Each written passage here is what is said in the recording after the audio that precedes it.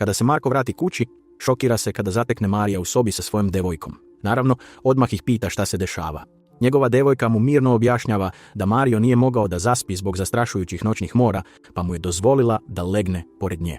Iako objašnjenje zvuči jednostavno, Marko odmah shvata kakav je Mario zapravo čovjek, bestidni zavodnik koji koristi svaku priliku koja mu se ukaže. Ipak Marko ne reaguje burno, uglavnom zato što ni sam svoju vezu ne shvata previše ozbiljno. Tokom Drugog svjetskog rata Marko odlučuje da ostavi sve iza sebe i odlazi u Švajcarsku kako ne bi bio umešan u rat. Kada se rat konačno završi, vraća se u Italiju, ali dolazi bez jasnog cilja i pravca u životu. Posjeduje mali čamac i umjesto da se skrasi, živi na njemu ploveći od mesta do mesta, kao da je ceo svet njegov dom. Njegov život je neizvestan, slobodan i pomalo usamljen. Jednog dana kada Marko izađe da uzme sledovanje hrane, odbijaju da mu ga daju. Već se nalazi u teškoj situaciji, a ovo mu sve dodatno otežava. Međutim, na istoj ulici primećuje ga bogat čovjek po imenu Mario. Mario vidi da je Marko u nevolji i odlučuje da mu pomogne. Odlazi do prodavca i pokušava da ga ubedi, ali prodavac odbija da mu da bilo šta. Čak ni nakon neuspjeha Mario ne gubi interesovanje za Marka. Postoji nešto u njemu što Marija ne prestaje da intrigira. Mario prilazi Marku i počinje da ga ispituje o njegovom čamcu i životu. Marko mu objašnjava kako živi na čamcu i putuje od mesta do mesta, pretvarajući svaku novu lokaciju u svoj privremeni dom. Njihov razgovor teče veoma lako i Mario brzo ostvaruje vezu sa njim. Ubrzo inzistira da Marko pođe sa njim do njegove kuće. Iako u početku okleva, Marko na kraju pristaje. Kada stignu, Marko ostaje zapanjen. Marijeva kuća je ogromna, više liči na palatu nego na običan dom. Mario mu usput otkriva da je vilu dobio kao deo miraza i da je njegova supruga Mary Faye zapravo pravi vlasnik imanja. Čim uđu unutra, Mario otvoreno priznaje da ne voli svoju suprugu. To odmah stvara osjećaj napetosti. Marko zatim upoznaje Barbaru, mladu udovicu, čim je ugleda, ostaje očaran. Postoji nešto duboko krhko i nežno u njoj. U isto vrijeme počinje da shvata sve više o Mariju, kako živi pod kontrolom svoje supruge i kako često laže da bi prikrio svoje postupke. Tokom večere napetost u kući postaje očigledna. Izbija žestoka svađa između Marija i Mary. Otkriva se da je Mario bio odsutan od kuće 10 godina navodno zbog rata. Međutim, istina je mnogo manje časna. On je neodgovoran čovjek koji voli uživanja i provodi vreme lutajući i ugađajući sebi, umjesto da preuzme odgovornost. Mary zna sve o njemu, zbog čega ga stalno strogo kontroliše.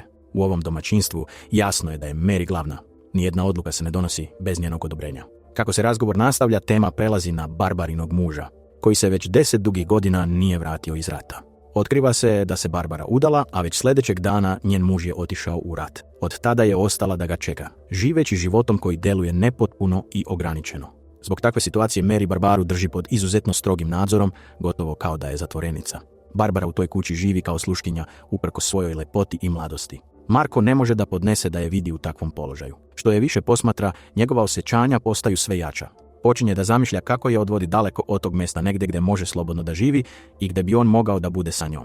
Kada se večera završi, Mario odvodi Marka u posebnu sobu u vili. Ta soba je nekada pripadala Merinom pradedi, koji je bio biskup. Marko saznaje čudnu i pomalo mračnu priču o tom biskupu. Priča se da je biskup tajno odlazio u selo kako bi se sastajao sa svojom ljubavnicom.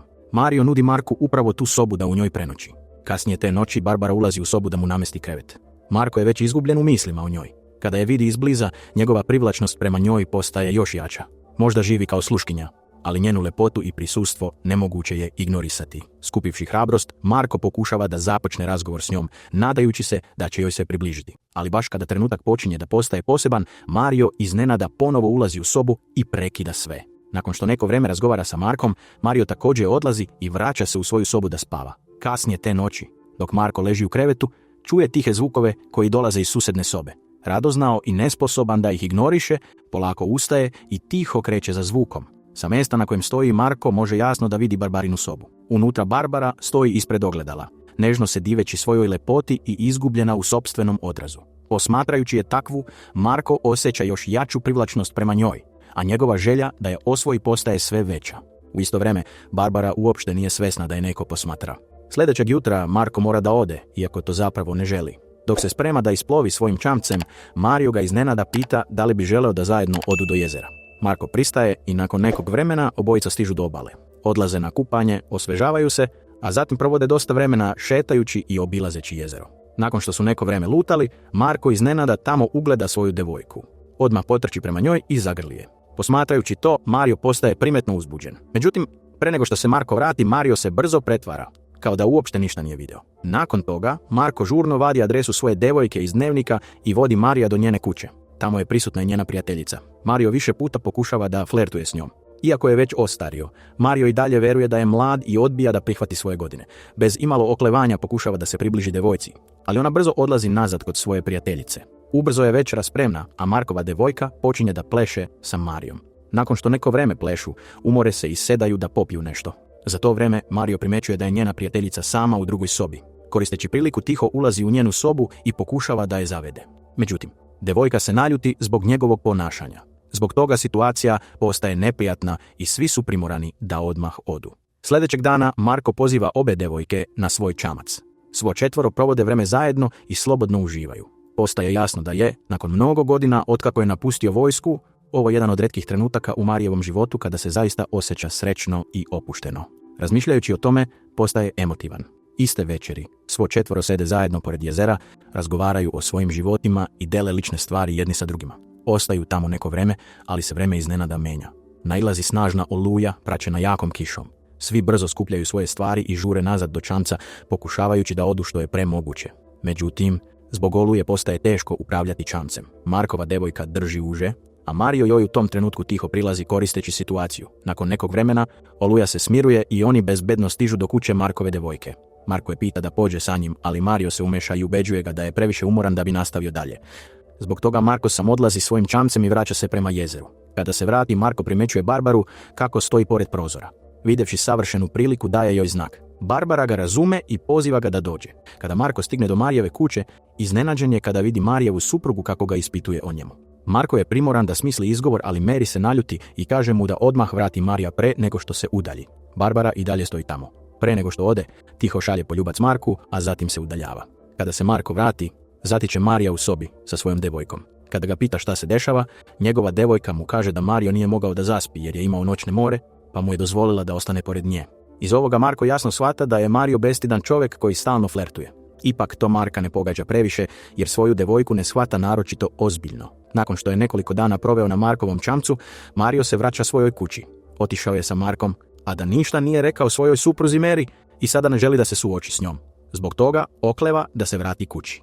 Ipak, iz daljine posmatra svoju kuću kroz dvogled. Mario na kraju odlučuje da se vrati kući. U međuvremenu, Marko ostaje tamo i pokušava da razgovara sa Barbarom, ali ona ne može mnogo da kaže pred Mary. Mario tiho odlazi i seda u jedan ugao, ponižen i posramljen. Marko je prisutan i posmatra sve što se dešava.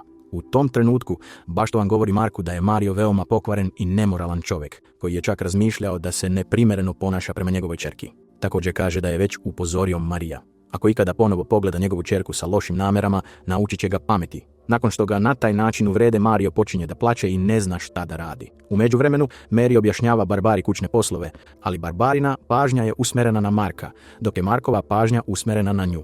Zbog Marynog prisustva ne mogu ništa da kažu jedno drugom, ali Marko joj daje znak da želi da se sretnu u ponoć. Mario sve to posmatra iz daljine. U ponoć, dok Marko leži u svojoj sobi, čuje nekoga na vratima.